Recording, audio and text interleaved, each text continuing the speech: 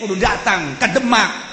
Nah di dia Syekh Maulana Hasanuddin nyambat angin jeung krikil ti Gunung Karang darat teu puguh teu karuh. Anu datang nama seorang wali datang sorangan kadinya kunaon si Golepak tentara Inggris moal kaharti ku ieu lamun Allah deuk nyalametkeun mentak pasrahkeun ka Gusti Allah ulah sok ngandalkeun ijazah. Santri aduh teu naon datang ka imah kuari magahan ngaji mobil boga imahna agreng anu sakola babarengan jeung nya anak kuning jadi karyawan ngaletakan sepatu bos pikir kotak di dunia keneh ge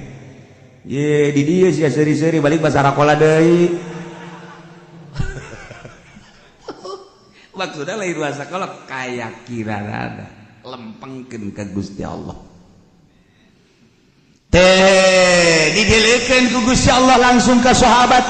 tadi kan ke Kanjeng Nabi tadi mah walau arakahum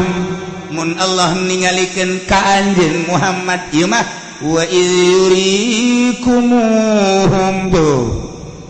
inget Muhammad ketika